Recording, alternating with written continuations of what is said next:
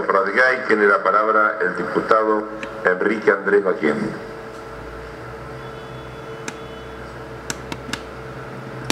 Fue justo en el plazo acordado.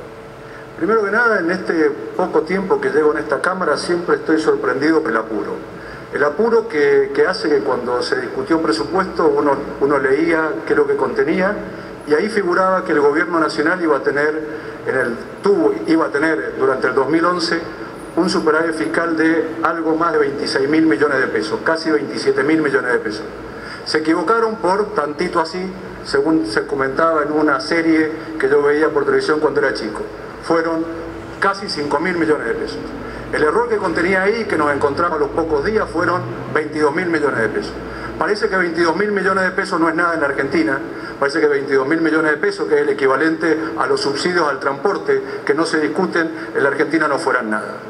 Después se discute una modificación de la ley de convertibilidad y de la Carta Orgánica del Banco Central y en una hora nos encontramos que cambian 100.000 millones de pesos. Nuevamente parece que no es nada cambiar 100.000 millones de pesos. Las comisiones deberían trabajar, no digo mucho más, pero algunos días, para que todos pudiéramos saber qué es lo que contiene, qué es lo que se incluye y pudiéramos charlarlo, discutirlo y verlo con tranquilidad. Toda esta discreción que el Gobierno Nacional se está llevando, para mí el presupuesto nacional y lo que fuimos llevando alrededor en aquella discusión fue que el gobierno recaude lo que pueda y que gaste como quiera. Que recaude como pueda y que gaste como quiera no es solamente el presupuesto nacional, sino también son todas las leyes parafiscales que están alrededor. Estas modificaciones de hoy me da la sensación que se sintetizan también en una frase: que el Banco Central tenga la política monetaria que quiera, sin informarla debidamente a esta Cámara, ni plantearla con exactitud ante todos los argentinos. Esto es preocupante por lo que se han dicho. Se han gastado, según todos coincidieron, 25.000 millones de dólares de las reservas para cambiarlas por papelitos que, como bien se dijo, no valen nada. Este canje se hizo en un contexto desde fin del 2007 hasta hoy, que las reservas netas del Banco Central cayeron. Eran 46.000 millones de dólares en aquel momento y hoy son algo más de 42.000 millones de dólares. Como Producto Bruto han caído a la mitad. El respaldo que tenemos cayó a la mitad.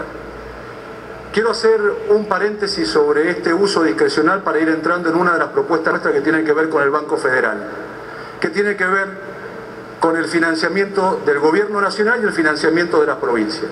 Es cierto que el Gobierno Nacional, por el decreto 660 del 2010, a las provincias les entregó un financiamiento relativamente laxo, 6% de interés fijo, para más o menos el 50% de la necesidad de financiamiento de las provincias. Pero el otro 50% de necesidad que las provincias tienen, ahora tienen que salir a conseguir en dólares aproximadamente al 10% o en pesos al 17%. Esto significa que cada año las provincias van acumulando pago de intereses para el siguiente ejercicio de aproximadamente 10.000 millones de pesos. Para una provincia como Mendoza, cada año es mucho más que todos los insumos biomédicos que esa provincia compra o que nuestra provincia compra. Por eso es que pretendíamos un Banco Federal, pero no solamente por eso, porque parte del federalismo no es solamente la coparticipación, sino también cómo se financia cada uno de los estados, el Estado Nacional y los estados subnacionales. Pero también lo queríamos porque ni la señora Presidenta de la Nación el 1 de marzo, ni la señora Presidenta del Banco Central dijo qué efecto tiene la inflación en las economías regionales. Fue un tema que se olvidaron permanentemente. Uno lo pueden ver, se ve normalmente de cómo por la apreciación de la moneda del 2007 hasta hoy.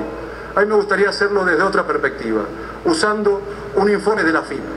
Un informe de la FIP que habla sobre los balances de la industria vitivinícola.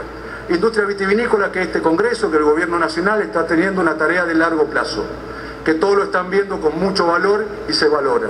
Yo le introduzco un solo cambio. En lugar del ajuste del INDEC lo hago por un ajuste que está medido por la inflación de la provincia de Mendoza, la que mide el gobierno de la provincia de Mendoza. Y ahí que encontramos que los márgenes de rentabilidad de la industria vitivinícola cayeron del 12% en el 2007 al 4% en el 2010. A ese margen falta restarle el pago de impuestos provinciales y el pago de intereses de la industria vitivinícola.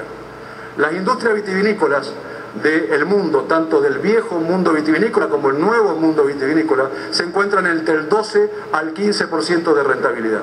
Esa caída de rentabilidad lo que ha hecho es frenar el proceso de inversiones en toda la industria vitivinícola.